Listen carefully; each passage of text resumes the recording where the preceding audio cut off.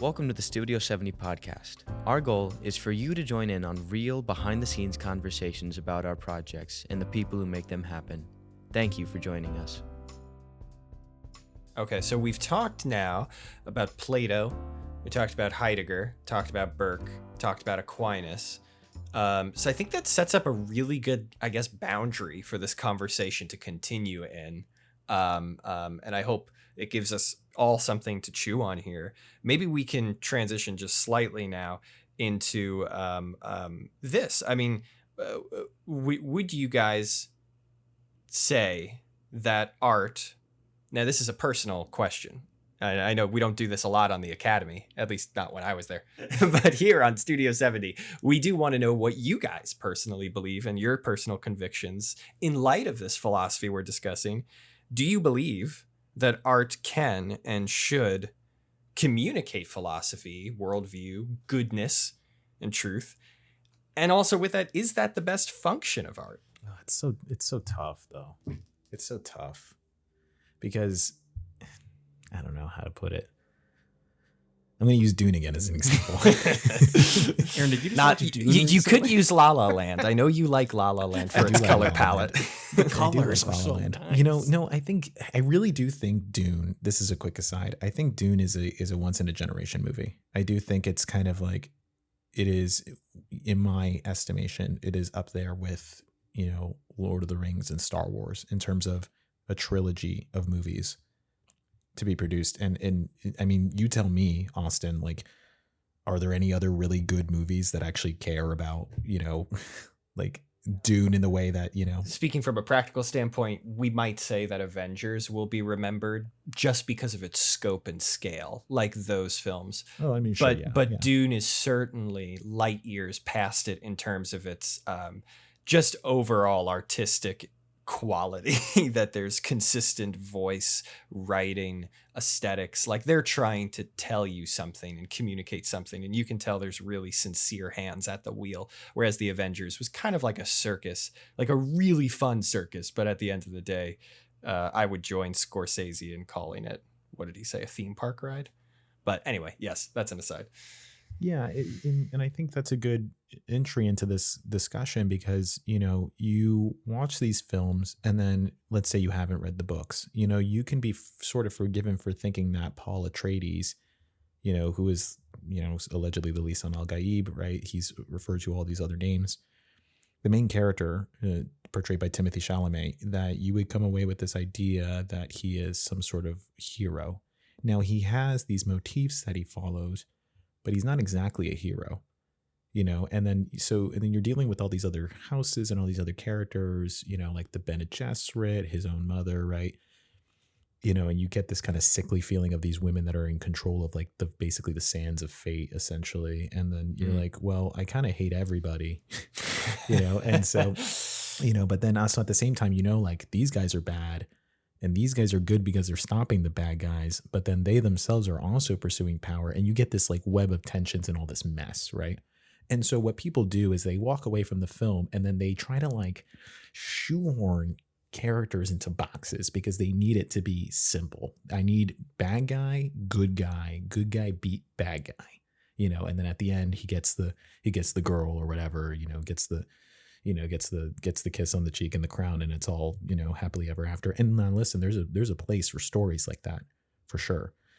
But the problem is that when we ever want to tell more complex morals about more of the reality of the world around us and how it really exists in a sort of gray, there's a lot of suffering. People are very, very complicated. I think that's the big thing. People are complicated. Reality is complicated. What happens is that people don't always walk away from art, let's just say in general, with, exactly that same sort of complex message. I saw it like when I was talking to somebody and they were telling me, yeah, I saw a take about Dune and how this woman was saying that actually the Bene Gesserit are like the witches of the 17th century that were, hunted, whatever, during the witch trials. And Paul is actually a really good Christian guy. Like all these, I'm like, wait, what are you talking about? What are you talking about? You know what I mean? And it's like, it's why, and then the Harkonnens are Satan's army or something like that. And I'm like, okay, see, you're like shoehorning things in. And now However, that's not to say we shouldn't try, right? You should try to tell complex stories. You should try to get a moral message out there. I think personally, I think that's important, and it should have that express purpose in mind, and you shouldn't shy away from that. But it's super difficult. It's super difficult. Like if you, for example, like, I don't know, have you guys seen Nightcrawler? Daniel, I think you've seen Nightcrawler with Jake Gyllenhaal. Mm-hmm. Yeah. I have not. You have not? Okay. So it's really quick. It's about an ambulance chaser, right? This guy who is obviously, later on in the film, you realize is psychotic. He chases ambulances and he films he gets a police scanner. He films what the cops or the ambulances are dealing with. So signs of tragedy, and he sells it to these news organizations. And he ends up manipulating his way in and starts staging crimes himself later on. Spoiler, don't care. Wow. And so and then he ends up at the end of the film, he's a terrible person. I mean, he's coercing this news agent. He ends up getting somebody killed. A few cops are shot at. He films this whole tragedy that he sets up himself, and he gets away with it at the end of it. And he becomes a successful, guy who has multiple news vans that go around chasing these tragedies and then filming people at the ending of their lives, really, like people who go through horrific instances, and he sells it for the highest bidder at a news agency. And these are people that exist in our society. How do these news stations get these footages? Have you ever thought about that? Like, who are these people, right? And then you're like, oh wow, there's people who are scouring in the night and filming you, and he has this joke in the film where he's like you always see me on your worst day. Like, you see me on the worst day of your life or something of that nature. Wow. Right. And you walk away from the film really scummy because he wins. He is fine at the end of it. And you're like, well, is that going to fit Aquinas' definition where it's is this bad art You're now? talking about cautionary tales, and I love it. Right. But then you're also well, it's a cautionary tale too, because then you're like, well, I shouldn't be like that. And so the movie is aware that you shouldn't like that and shouldn't be like that, right? And you should push against that. But it doesn't necessarily spell that out for you either. Yeah. Mm-hmm.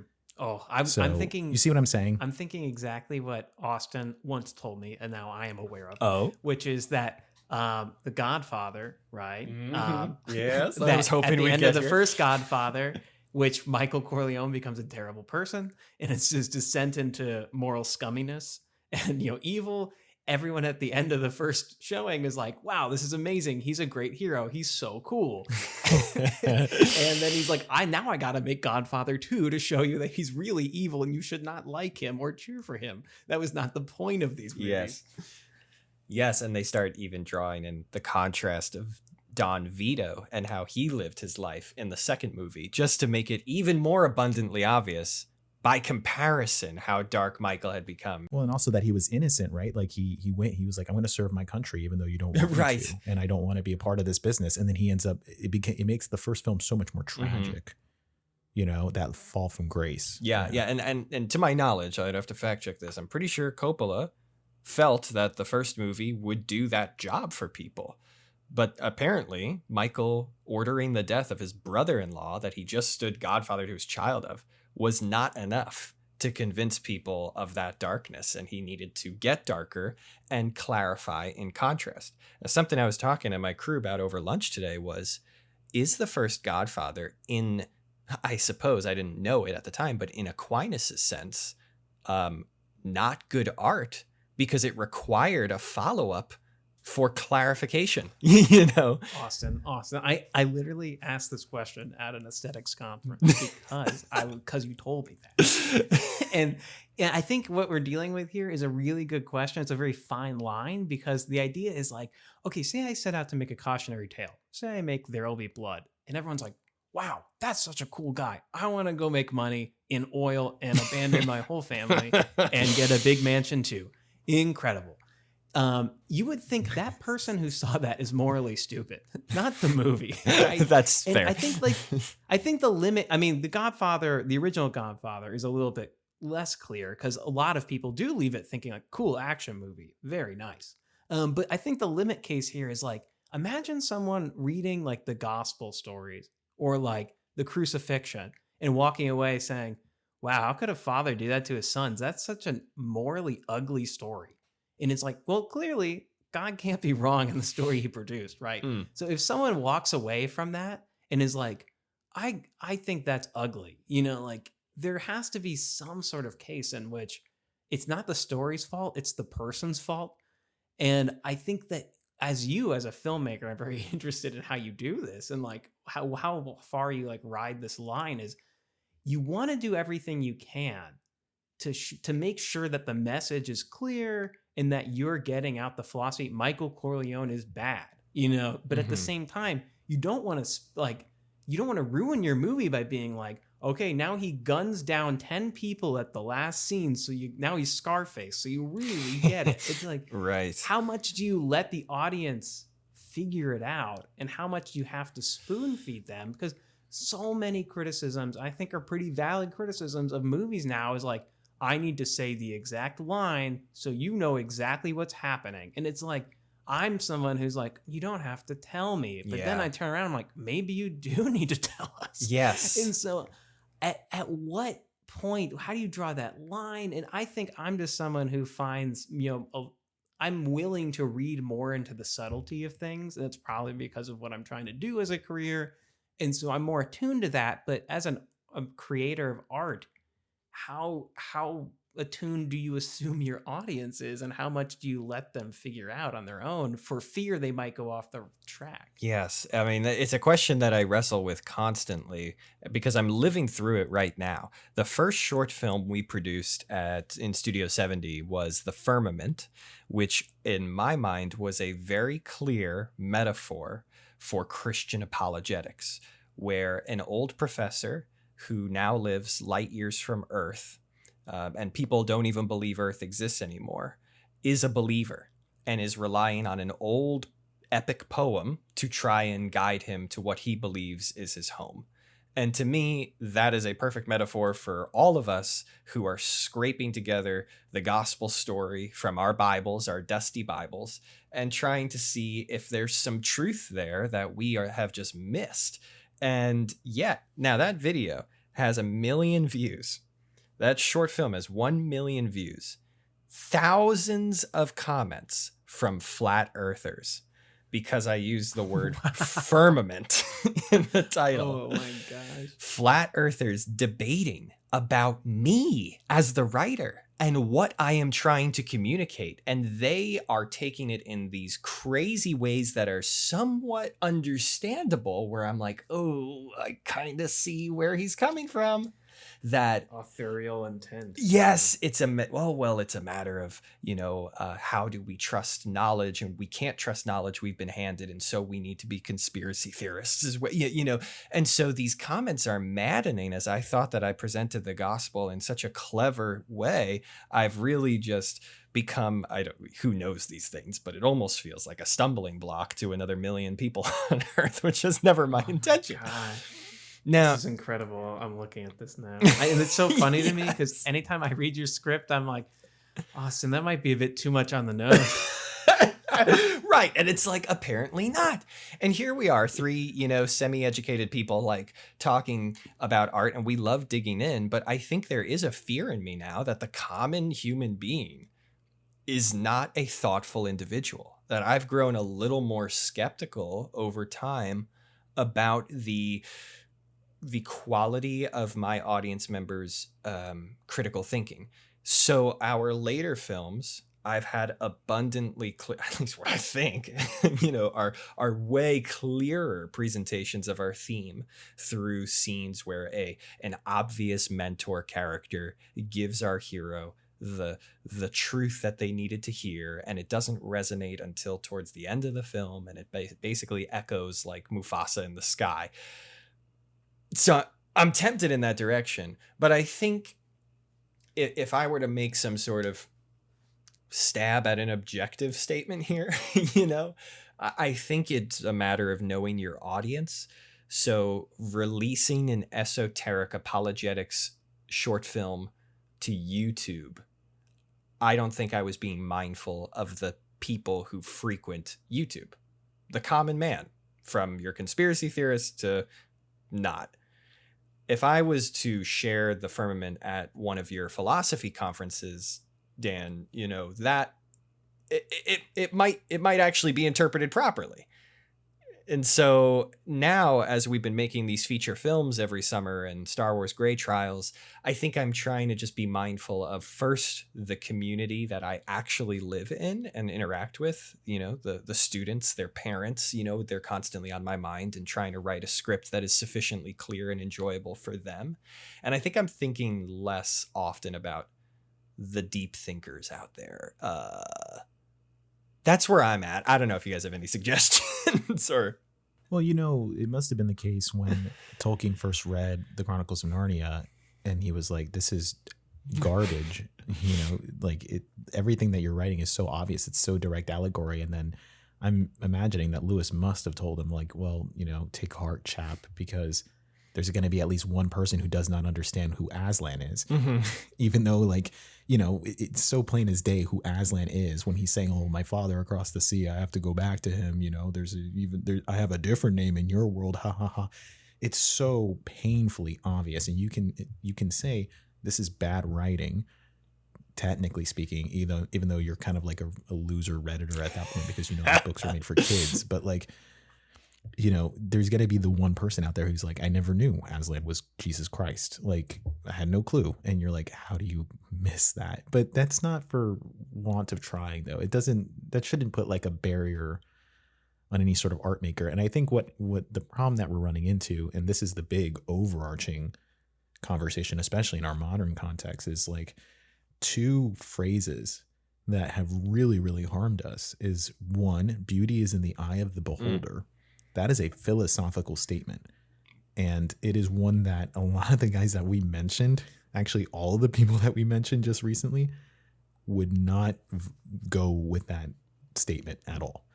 Beauty is an objective measure. Now, it may find itself in instantiations. It may be an actual object of your intelligence. It can be perceived by the senses, but it is not a subjective quantity that is in the eye of the beholder. That is one thing that I think has harmed us a lot. I think the second thing has been that every opinion is legitimate. Like, I'm allowed to interpret and have my own opinion about this because I am me and I choose to see it this way.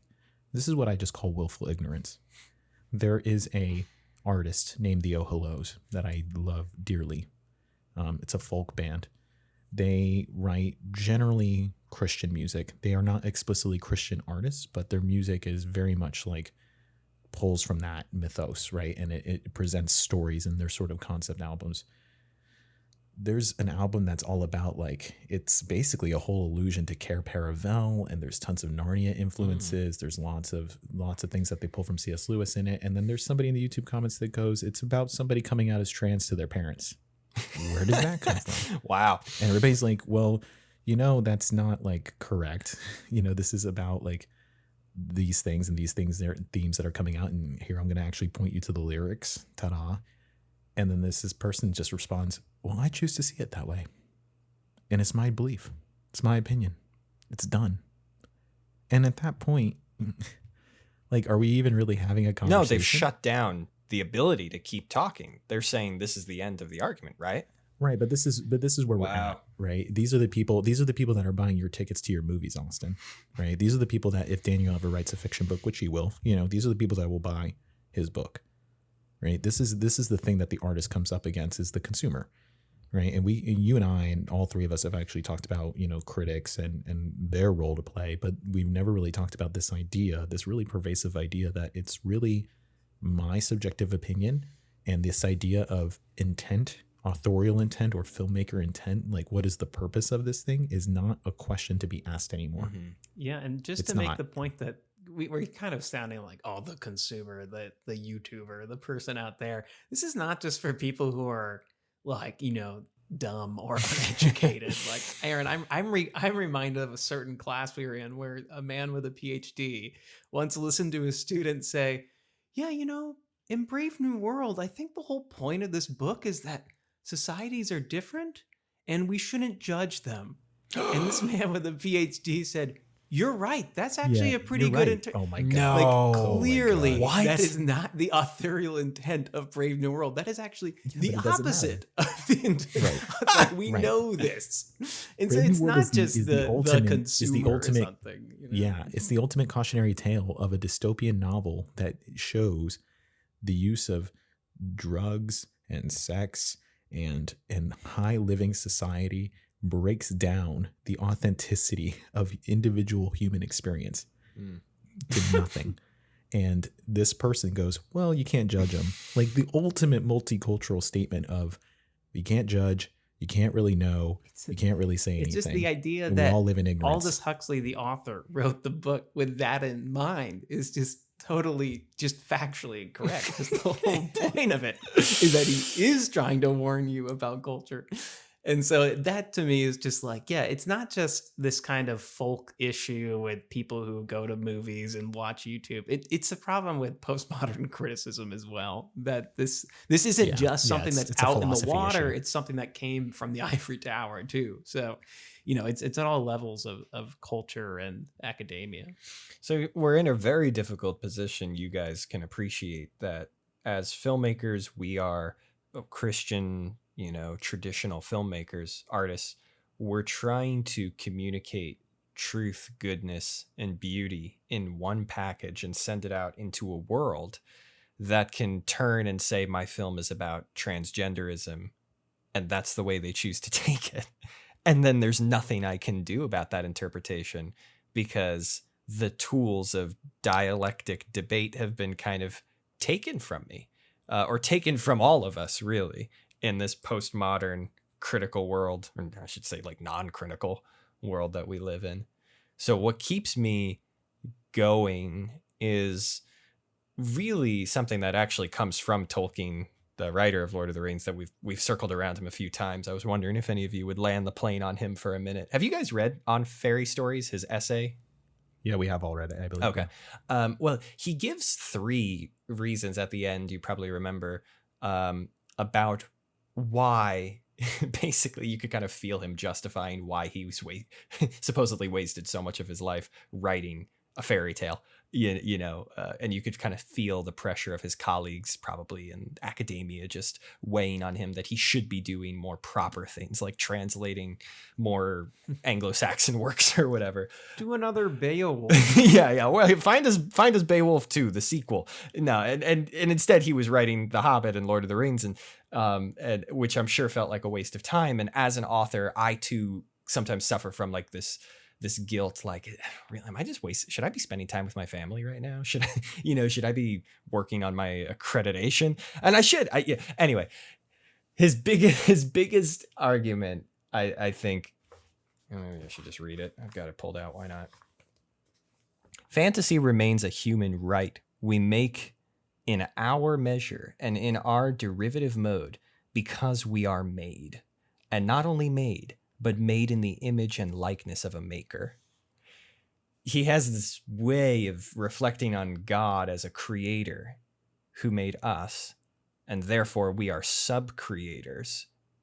Because we're made in his image, we are compelled by instinct and desire and design to make little worlds, mimicking our Father's world, just like Luca, my son, will see me go to work with a briefcase and stuff, and then come home. He too will like to play work by holding a briefcase and pretending he's dad. When we tell stories, I think it might help us to see that our primary audience, so to speak, is God. And he is a God, I believe, who delights in sub-creation. Otherwise, he wouldn't have designed us to be such creative people. So that gives me peace in the midst of this quite tumultuous time. But I'm curious if you guys had any additional thoughts on Tolkien and that kind of angle, the sub-creator philosophy he presents.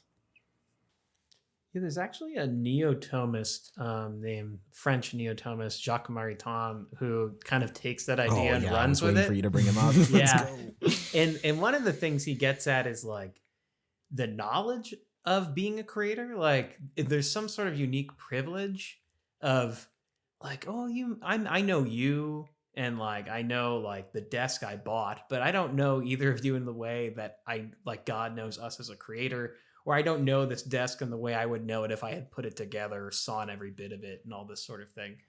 And so he like talks about this kind of like creational knowledge. I think it's like he calls it kind of poetic knowledge, in the way that like a creator knows its creation. And Austin, you've talked about this a bit, where it's like you kind of you find yourself giving your character's life, and then your characters kind of do things, and you're like, oh yeah, Yeah, and it's like almost Yeah, I against guess my that is control. what they do. It's so weird. Yes. yeah.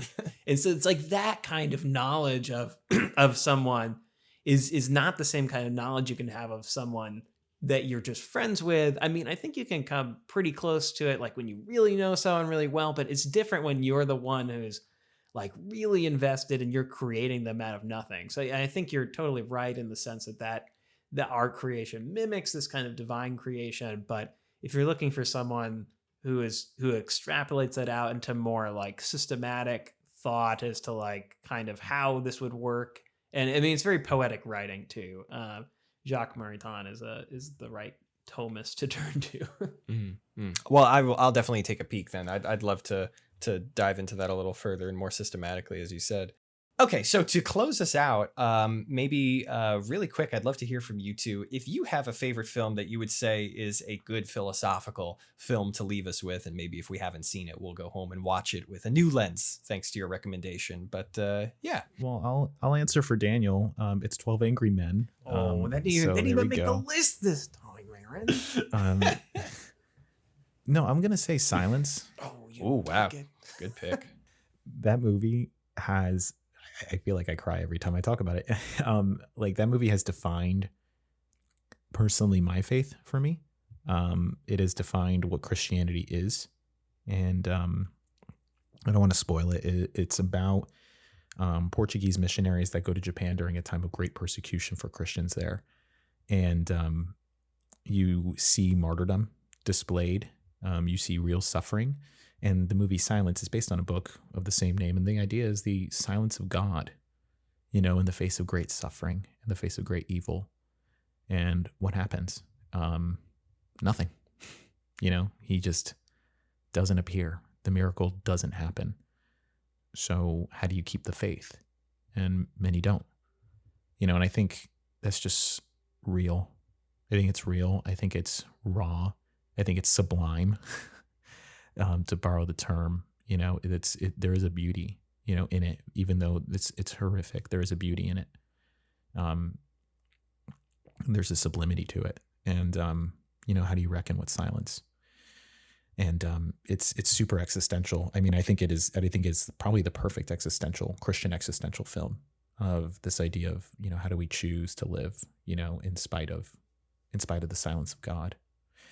So I would highly recommend it. If you know, it's a movie that if you're listening to this and you're like, you have not seen it, and you're like, I like this Aaron guy, I like his recommendations, I like the timbre of his voice, you know, go ahead and watch it. Just be prepared. You know, it's a long film. I think it's over 3 hours. I think it is. Yeah. I think it's so heavy that you need to really clear the day to sit and watch it. Surprisingly, Andrew Garfield and Adam Driver, of all people too. It's it's a striking cast, but and Liam fantastic. Neeson. Yeah. Liam Neeson gosh, too. I forgot. Yeah, he makes this appearance in the end. Yeah, a fantastic film. I can't praise it enough. I would say it's probably that, like in terms of Christian philosophy specifically. There are other philosophical films, obviously, but that one for sure. Thank you. I was also gonna say Silence. For one, well, I had that on my list, so I kind of have my movies, I think, into 3 kind of categories. In Silence, and I think Princess Mononoke is one of my favorite movies of all time when it comes to like positive good movies. Yeah, and I'll talk That's more another about one. that. I'll just briefly say that some of my other favorites are There'll Be Blood and The Godfather, and Godfather 2 is like cautionary tales. And then I think there's some movies I love that are just kind of like maybe like the entire package involving artistry, plot, themes, and just kind of maybe the more, I don't know philosophically how I feel about them. I think maybe the point is that they are so dense that I I tunnel through them a lot, and that one's probably Apocalypse Now. That shocked you guys. And I also really love Whiplash. I think it does it really well. It's just great storytelling. Yeah, that's true too. Good pick. But the philosophical one to talk about, I think, is Princess Mononoke. It's just such a beautiful film regarding the Thomistic view, where it's like, this is what goodness is, like, visible. And he's a character that is, and this is something we've talked about, Oscar, that he's flawless in the way that, like, one of my favorite characters from Dostoevsky is flawless, where he's just like, he's doing his best. He doesn't really, like, grow because he doesn't start off with any real issues. But the reason that you root for him and you don't feel like he's this, like, alien person is that the world around him is so confused and everything makes some sense. Like, everything around him's broken, but not in a way where it's caricatured, like, oh, you're so evil. It's like, no, that makes some sense, and that makes some sense, and that party makes sense. Yeah, it's and real. They're all weighing on him. And he is just the person who's like, I will not give in. I will try to do what's good. Even though there's no clear good answer, I will do my best to do what's right and just in this situation. And he's gifted some sort of, like, supernatural power to help overcome these situations in which a regular human would fail. And the whole movie is just this image of this guy who's trying his best. And I think that's just really beautiful. Yeah. And there are some characters in literature and history who certainly borrow that, but I'd say Princess Mononoke, there's something very just powerful. And maybe it's the unity of, like we kind of talked about with Dune, where it's the aesthetics and the music and the performance and the art that all lends itself. But, you know, if you're a fan of Star Trek, Captain Janeway actually fits into that archetype of a lost captain who just has to do her best to keep her crew together as they take this crazy voyage home. She really doesn't have a fatal flaw in the traditional sense, but similar premise there. But I do think Princess Mononoke has a bit more of a punch to it. I also want to clarify something really quick too, is that when Daniel and I are talking about, and also you, Austin, like when we're talking about the philosophy of a film, right? We're saying we're kind of emphasizing the script, perhaps we're emphasizing the dialogue, the characters, the plot, you know, that kind of where the human stuff happens, right? The character stuff happens, the exchanges, and all that's true. But philosophy can also be expressed in the way that you handle the actual artistic technique. You know, and I think that's, you know, we kind of lose that a lot. And funny enough, Plato talks about that, right? In terms of techne, you know, the craftsmanship of something is also something that should philosophically be considered. And so there are also really well composed films that we are suggesting as well.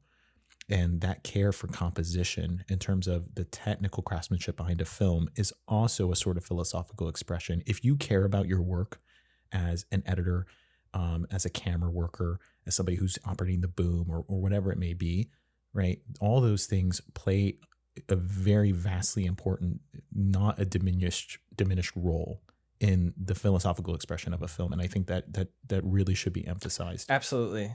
And I think that's where Plato is so right, is that, like, yeah, the composition and the lighting and all these sorts of things, like Austin's favorite example is always like, oh, did you really notice that in The Godfather that his eyes are lit so you can't see his eyes? They're just like black sockets. And it's like, well, not really, but now I get it. But I guess I kind of realized I didn't trust him until now. Yes, right. But it's like those things work on you subliminally. And I think that's the sort of thing that Plato's worried about, is that art works on you in a way that it transgresses or gets past the reason. And so I think that Aaron's right. And like, Austin, you have such a tough job, because the more things you can get firing at the same time, all in the same way, the better a film can be. But it's so many images every second with set design, and every inch of space could be criticized. So it's like, how do you do that? And how it's presented and like everything.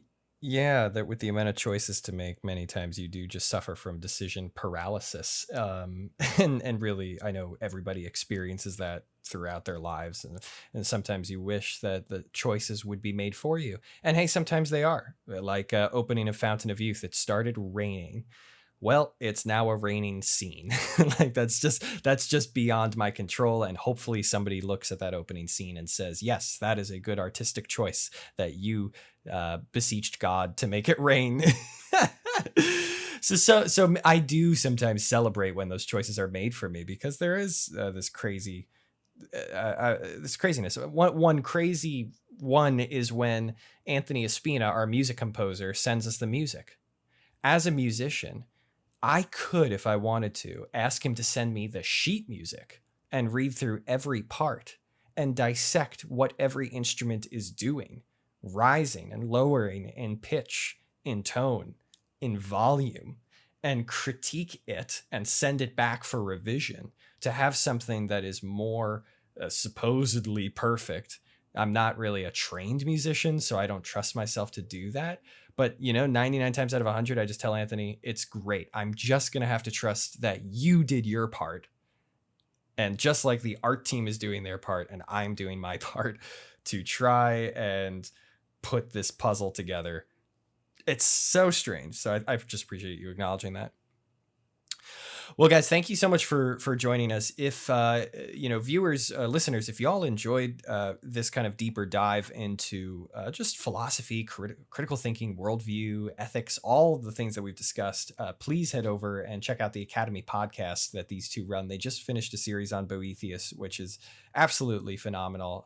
And I think if you've been craving just deeper conversation and, heavier things to chew on, then really the Academy podcast is a great place for you to land and to subscribe to. Otherwise, guys, thanks for being here. Appreciate your time. Yeah, thank you for having us. We really appreciate it. Thank you, Austin. We'll see you guys around. Thanks again for joining us today. If you enjoyed our content, consider subscribing. Studio 70 is a division of the King's Academy, a K-12 private Christian school in West Palm Beach, Florida. For more information, visit studio70.tv or tka.net.